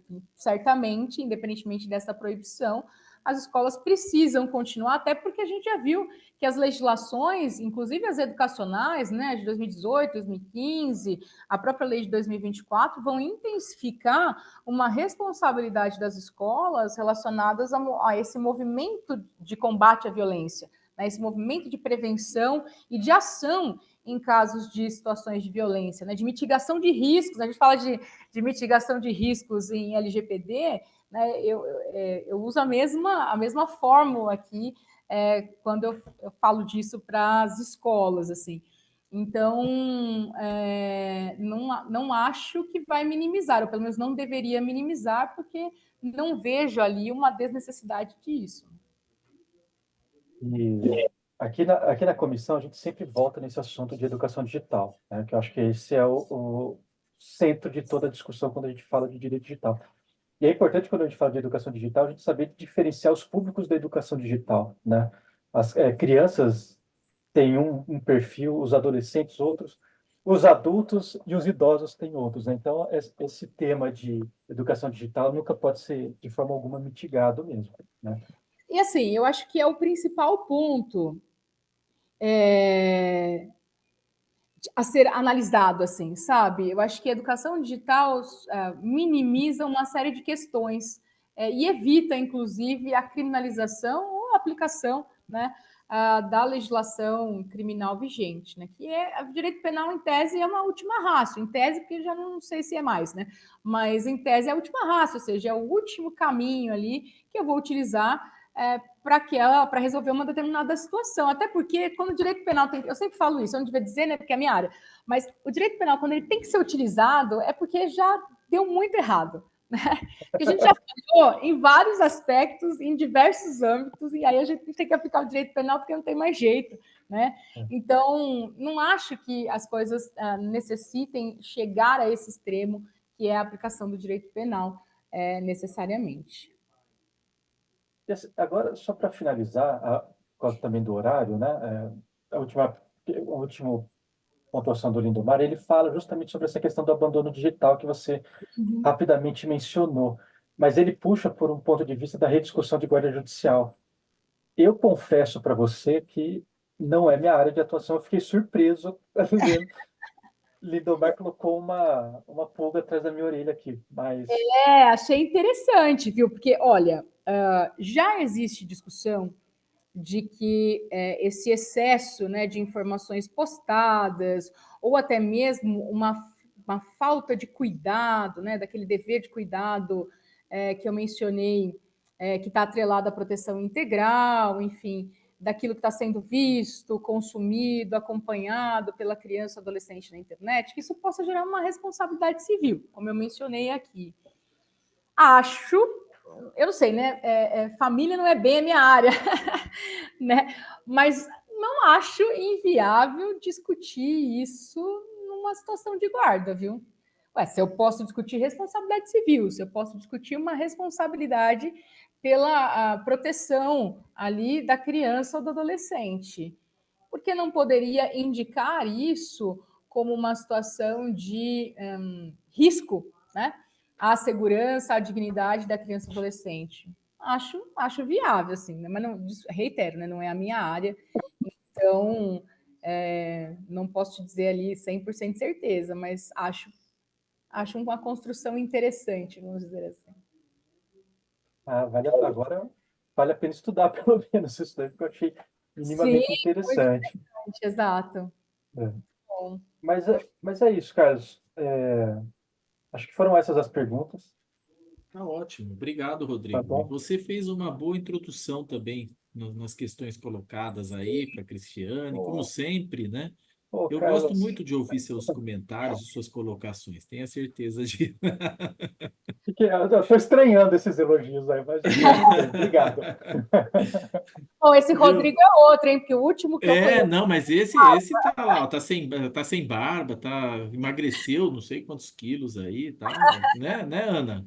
Outro Tá Estou Rodrigo. me, elegante o rapaz tô me aí. inspirando em você, Carlos, sempre assim, na estica. É isso. Viu, Cris? Mas, nossa, foi realmente um tema interessantíssimo e não só a lei é abrangente, né? Mas a sua explanação também foi imensa, foi abrangente pra caramba, porque trouxe vários aspectos aí com essas alterações, modificações, inserções aí que foram feitas no, nessas legislações extraordinárias, vamos dizer assim, né? Que são colocadas, né?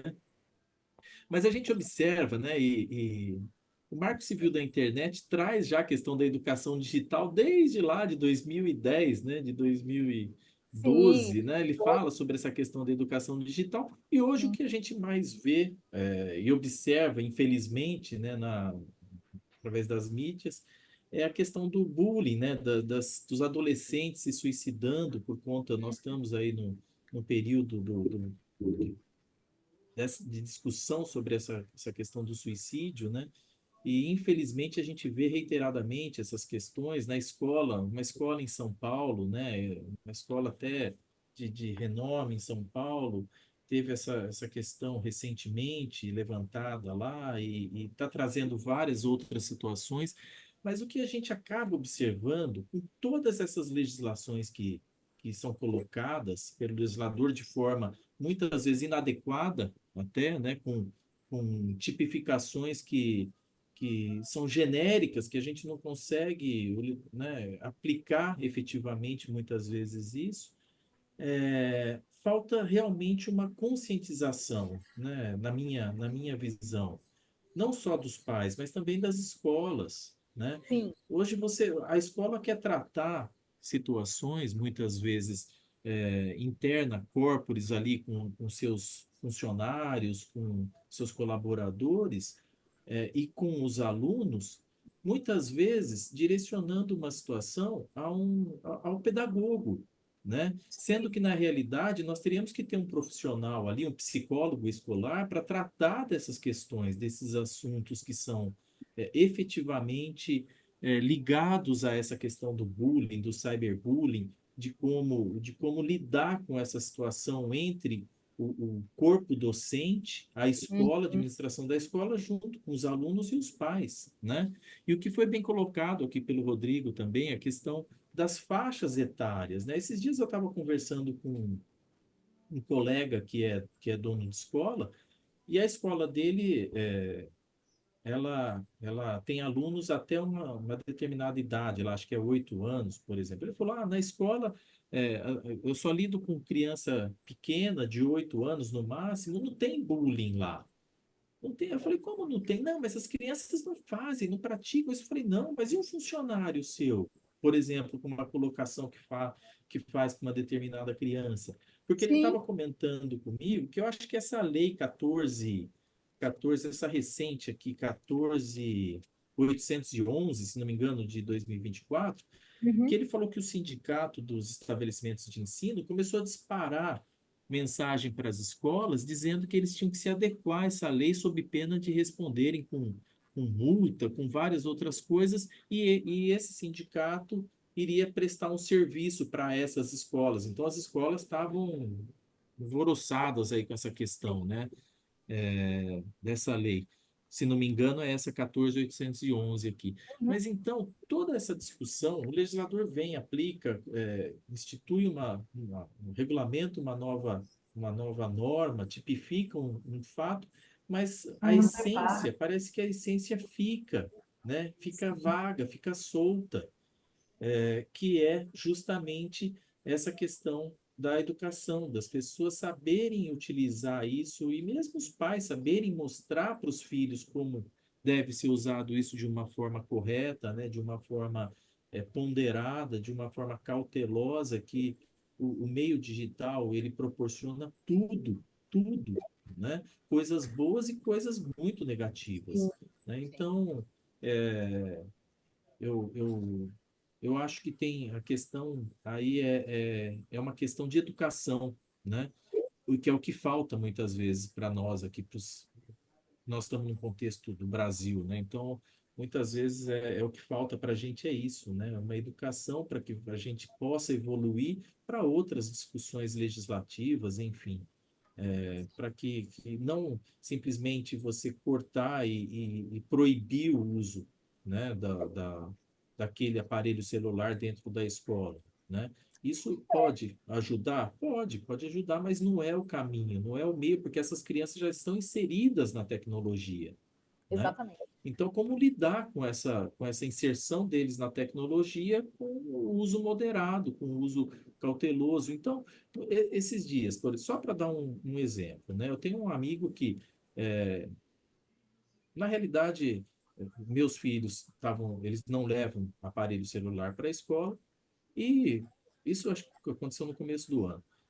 E um dos meus filhos, quando entrou no carro, ele estava meio chateado. Falei, o que aconteceu, filho? Ah, eu não brinquei hoje. Não brincou por quê? Porque ele era o único que não tinha celular ali, né?